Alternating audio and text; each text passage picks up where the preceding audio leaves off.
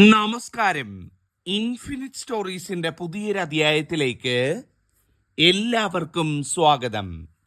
നമ്മുടെ ഹൈന്ദവ പുരാണങ്ങളും വിശ്വാസങ്ങളും പ്രകാരം ഒരു മരണം നടന്നു കഴിഞ്ഞാൽ അതിൻ്റെ കർമ്മങ്ങൾ നടന്ന് സംസ്കാരം നടക്കുന്നത് വരെയുള്ള സമയം മരിച്ച വ്യക്തിയുടെ ആത്മാവും യമകിങ്കരന്മാരും മരിച്ച ശരീരത്തിൻ്റെ അടുത്ത് തന്നെ ഉണ്ടായിരിക്കും എന്നാണ് കരുതപ്പെടുന്നത്. അതുകൊണ്ടാണ് പറയുന്നത്, മരണവീട്ടിൽ പോകുന്ന സമയത്ത് ചില തെറ്റുകൾ ചെയ്യരുത്, മരണവീട്ടിൽ ചെയ്യുന്ന സമയത്ത് പല കാര്യങ്ങളും ശ്രദ്ധിക്കണം എന്ന് പറയുന്നത്. കാരണം യമകിങ്കരന്മാരുടെ ദൃഷ്ടി നമ്മളിലേക്ക് പതിയും എന്നാണ് പറയുന്നത്. നമ്മളൊരു മരണവീട്ടിൽ ചെല്ലുന്ന സമയത്ത് നമ്മൾ അവിടെ ഉച്ചരിക്കുന്ന വാക്കുകൾ, പ്രവർത്തിക്കുന്ന കാര്യങ്ങൾ, നമ്മളുടെ നോട്ടവും ചിന്തയും പോലും യമകിങ്കരന്മാരുടെ ദൃഷ്ടിക്ക് വിധേയമാകുന്നതാണ്.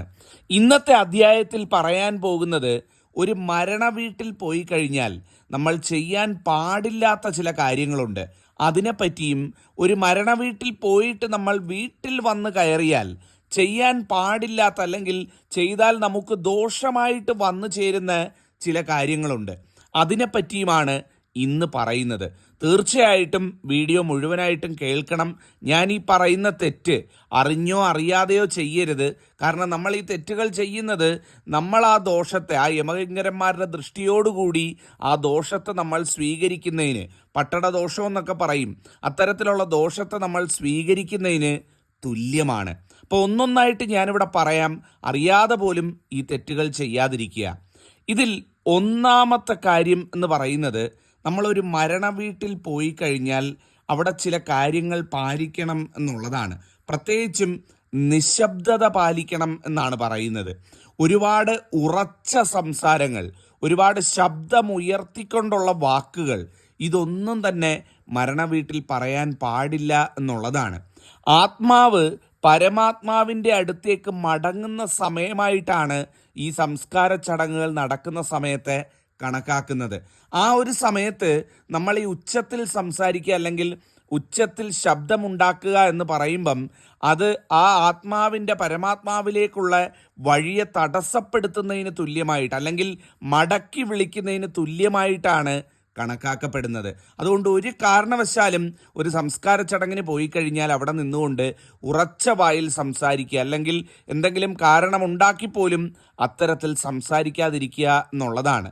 ചെന്ന് മൃതദേഹം കണ്ടാലുടൻ, അല്ലെങ്കിൽ മരണവീട്ടിലേക്ക് ചെന്ന് കയറിയാലുടൻ തന്നെ ശിവ ശിവ എന്ന് പറയുക.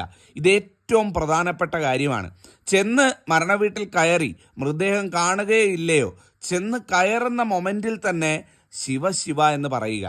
ഇത് നിങ്ങൾ മരണവീട്ടിൽ പോകുമ്പോൾ മാത്രമല്ല കേട്ടോ, നിങ്ങൾ എവിടെ ഒരു മരണം നടന്നെടുത്തുകൂടെ കടന്നു പോയാലും, ഉദാഹരണത്തിന് നിങ്ങൾ പോകുന്ന വഴിക്കൊരു വീടുണ്ട്, അവിടെ ഒരു മരണവീട് താണ്ടി വേണം നിങ്ങൾ പോകാനുണ്ട് എന്നുണ്ടെങ്കിൽ പോലും മനസ്സിൽ ശിവ ശിവ എന്ന് പറയുന്നത് ഈ പറയുന്ന ദോഷങ്ങളെല്ലാം നീക്കാനും നിങ്ങൾക്ക് അനുഗ്രഹമായി മാറാനും സഹായിക്കുന്നതാണ്. അപ്പോൾ എല്ലാവരും ഇനി മരണവീട്ടിൽ പോകുന്ന സമയത്ത് ശിവ ശിവ എന്ന് പറയുക.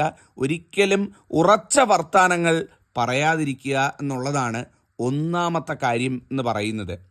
രണ്ടാമത്തതും ഏറ്റവും പ്രധാനപ്പെട്ട കാര്യവും എന്ന് പറയുന്നത്, നിങ്ങൾ മരണവീട്ടിൽ പോയിട്ട് തിരിച്ച് വീട്ടിൽ വന്നു കഴിഞ്ഞാൽ നിങ്ങൾ അന്നത്തെ ദിവസം സന്ധ്യയ്ക്ക് നിലവിളക്ക് തെളിയിക്കുന്ന സമയത്ത്, ഉദാഹരണത്തിന് രാവിലെ മരിപ്പിനെല്ലാം പോയി വീട്ടിലെല്ലാം വന്നു കഴിഞ്ഞ് അന്നത്തെ ദിവസം സന്ധ്യയ്ക്ക് നിലവിളക്ക് തെളിയിക്കുന്ന സമയത്ത് മഹാമൃത്യുഞ്ജയ മന്ത്രം ചൊല്ലണം എന്നുള്ളതാണ്. കാരണം നിങ്ങളൊരു മരണവീട്ടിൽ പോകുന്ന സമയത്ത് നിങ്ങളുടെ മനസ്സിൽ ഒരുപാട് തരത്തിലുള്ള മരണവുമായിട്ട് ബന്ധപ്പെട്ട ചിന്തകളും, നിങ്ങൾ പോലും ചിന്തിച്ചില്ലെങ്കിൽ നിങ്ങളുടെ ഉപബോധ മനസ്സിൽ അത്തരത്തിലുള്ള ചിന്തയും ഭയവും ഒക്കെ കടന്നുകൂടാനുള്ള സാധ്യതയുണ്ട്. അത് നമുക്ക് വലിയ രീതിയിലുള്ള നെഗറ്റീവായിട്ടുള്ള ചില കാര്യങ്ങൾ സംഭവിപ്പിക്കാൻ, നമ്മളുടെ ജീവിതത്തെ തന്നെ തകിടം മറിക്കാൻ, ചില ഭയമായി മാറാനൊക്കെ ചിലപ്പം സാധ്യതയുണ്ട്. അതുകൊണ്ടാണ് പറയുന്നത്, എപ്പം മരണ വീട്ടിൽ പോയിട്ട് വീട്ടിൽ വന്ന് അന്നത്തെ ദിവസം സന്ധ്യയ്ക്ക് വിളക്ക് കത്തിക്കുന്ന സമയത്ത്, അന്നത്തെ ദിവസം അല്ലെ അടുത്ത ദിവസം രാവിലെ ആയാലും മതി, വീട്ടിൽ വിളക്ക് തെളിയിക്കുന്ന സമയത്ത് മഹാമൃത്യുഞ്ജയ മന്ത്രം ചൊല്ലണം എന്ന് പറയുന്നത്. ഇവിടെ എഴുതി കാണിച്ചിട്ടുണ്ട് മഹാമൃത്യുഞ്ജയ മന്ത്രം. ഇത് നിങ്ങൾ സേവ് ചെയ്തോ സ്ക്രീൻഷോട്ട് എടുത്തോ വെച്ചുകൊള്ളൂ.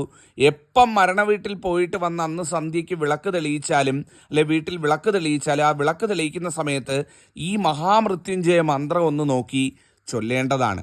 ഇത് നിങ്ങൾക്കും നിങ്ങളുടെ കുടുംബത്തിനും സർവ്വ ആയുരാരോഗ്യ സൗഖ്യവും ദീർഘായുസ്സും പ്രദാനം ചെയ്യും എന്നുള്ളതാണ്.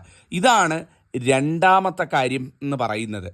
മൂന്നാമത്തതും ഏറ്റവും പ്രധാനപ്പെട്ട കാര്യവും എന്ന് പറയുന്നത്, മരണവീട്ടിൽ പോകുന്ന സമയത്ത് ചിലപ്പോൾ നമുക്ക് മൃതദേഹത്തിൽ അർപ്പിക്കാൻ പൂക്കൾ അല്ലെങ്കിൽ അവിടുന്ന് എന്തെങ്കിലും വസ്തുക്കൾ ഇതൊക്കെ നൽകുന്നതായിരിക്കും. അങ്ങനെയുള്ള വസ്തുക്കൾ കഴിയുന്നതും വീട്ടിൽ കൊണ്ടുവരാതിരിക്കുക എന്നുള്ളതാണ് വളരെ പ്രത്യേകതയുള്ള കാര്യമാണ്. ഒരിക്കലും ഈ ഒരു മരണവീട്ടിൽ പോയി കഴിഞ്ഞാൽ സംസ്കാരം കഴിയുന്നത് വരെയുള്ള സമയം അവിടുന്ന് നൽകുന്ന വസ്തുക്കൾ അതെന്ത് തന്നെ ആയാലും, പൂവോ മറ്റു കാര്യങ്ങളോ എന്തെങ്കിലും ഉണ്ടെന്നുണ്ടെങ്കിൽ അറിയാതെ പോലും പോക്കറ്റിലോ കയ്യിലോ പിടിച്ച് കൊണ്ടുവരാൻ പാടില്ല എന്നുള്ളതാണ്. ഇത് പ്രത്യേകം ശ്രദ്ധിക്കുക. അതുപോലെ തന്നെ ഏറ്റവും പ്രധാനപ്പെട്ട കാര്യമാണ്, നമ്മൾ മരണ വീട്ടിൽ പോയിട്ട് തിരിച്ച് വീട്ടിലേക്ക് വരുന്ന സമയത്ത് വീട്ടിൽ വന്ന് കയറുന്നതിന് മുമ്പ് കുളിക്കണം എന്നാണ് പറയുന്നത്. അതായത് പുറത്ത് ബാത്റൂം ഉള്ളവരാണ് എന്നുണ്ടെങ്കിൽ പുറത്ത് തന്നെ കുളിച്ചിട്ട് വേണം അകത്ത് കയറാൻ എന്ന് പറയുന്നത്. ഇപ്പം പലർക്കും പുറത്ത് ബാത്റൂമൊന്നും ഇല്ല. അങ്ങനെയാണ് എന്നുണ്ടെങ്കിൽ പുറത്ത് ഒരു ബക്കറ്റിലോ മറ്റോ അല്ലെങ്കിൽ പൈപ്പിലോ മറ്റോ ജലം എടുത്തിട്ട് 3 പ്രാവശ്യം തലയ്ക്ക് കുടഞ്ഞതിന് ശേഷം നേരെ എങ്ങും തൊടാതെ നേരെ കയറി ബാത്റൂമിൽ പോയി കുളിക്കുക എന്നുള്ളതാണ്. മറ്റു കാര്യങ്ങളിലേക്കൊന്നും തന്നെ കടക്കരുത്. വിളക്ക് തൊടാനോ അല്ലെ പൂജാമുറിയിൽ പ്രവേശിക്കാനോ തുളസിത്തറയിൽ തൊടാനോ അടുക്കളയിൽ കയറാനോ വീട്ടിൽ കുട്ടികളുണ്ടെങ്കിൽ അവരെ വാരിയെടുക്കാനോ ഗർഭിണികളായ സ്ത്രീകളുണ്ടെങ്കിൽ അവരെ തൊടാനോ ഇതൊന്നും മരണവീട്ടിൽ പോയിട്ട് വന്നു കഴിഞ്ഞാൽ ഉടനെ ചെയ്യാൻ പാടില്ല എന്നുള്ളതാണ്. ഈ കാര്യങ്ങളെല്ലാം ശ്രദ്ധിക്കണം. ഞാൻ പറഞ്ഞ വിളക്ക്, പൂജാമുറി, തുളസിത്തറ, കുട്ടികൾ, അടുക്കള, ഗർഭിണികളായ സ്ത്രീകൾ, ഈ കാര്യങ്ങളിലൊന്നും തൊടാതെ എടുക്കാതെയും നേരെ പോയി കുളിച്ച് ശുദ്ധിയാവുക. ആ കുളിക്കാൻ പോകുന്ന സമയത്ത് കുളിക്കുന്ന ജലത്തിൽ ഒരല്പം ഒരു നുള്ള് മഞ്ഞളിടാൻ പറ്റുമെങ്കിൽ, പറ്റുന്നവരുണ്ട് എന്നുണ്ടെങ്കിൽ വീട്ടിൽ ആരെങ്കിലും വിളിപ്പിച്ച്, അത് നിങ്ങൾ അടുക്കളയിൽ കയറി എടുക്കരുത്, വീട്ടിൽ ആരെങ്കിലും എടുത്ത് പറഞ്ഞിട്ട് അവർ കൊണ്ടുവന്ന് ഒരു നുള്ള് മഞ്ഞൾ ആ ജലത്തിൽ കലക്കി ആ ജലത്തിൽ കുളിക്കുന്നതായിരിക്കും ഏറ്റവും ഉചിതം എന്ന് പറയുന്നത്. അത് പറ്റിയില്ലെങ്കിൽ പോലും കുളിച്ചിട്ട് വേണം മറ്റു കാര്യങ്ങൾക്ക് കയറാൻ എന്ന് പറയുന്നത്. അപ്പോൾ ഈ ഒരു കാര്യവും കൂടെ ശ്രദ്ധിക്കുക. അതുപോലെ തന്നെ ഈ മരണ വീട്ടിൽ പോയിട്ട് വരുന്ന സമയത്ത് നമ്മൾ ധരിക്കുന്ന വസ്ത്രം ഉണ്ടല്ലോ, അത് മറ്റൊരു ചടങ്ങിനും കഴുകാതെ ഉപയോഗിക്കരുതെന്നാണ് പറയുന്നത്. അപ്പം ഉദാഹരണത്തിന് ആ കൊണ്ടുവന്ന വസ്ത്രം നമ്മൾ ഊരിയിട്ട് കഴിഞ്ഞാൽ പിന്നെ കുറച്ച് കഴിയുമ്പോൾ എവിടെയെങ്കിലും ഒന്ന് പോകണമായിരിക്കും, അല്ലെ വൈകിട്ടൊരു കല്യാണമോ അല്ലെ വൈകുന്നേരം ഒന്ന് അമ്പലത്തിൽ പോകാനോ അല്ലെ മറ്റെന്തെങ്കിലും കാര്യങ്ങൾക്ക് പോകാനോ ഒരു വഴിക്ക് പോകാനോ ഒക്കെ ഉണ്ടെന്നുണ്ടെങ്കിൽ ആ വസ്ത്രം കഴുകാതെ ധരിക്കരുത് എന്നുള്ളത് നിർബന്ധമായിട്ടുള്ള കാര്യമാണ്. പലരും ചെയ്യുന്ന ഒരു തെറ്റാണ്.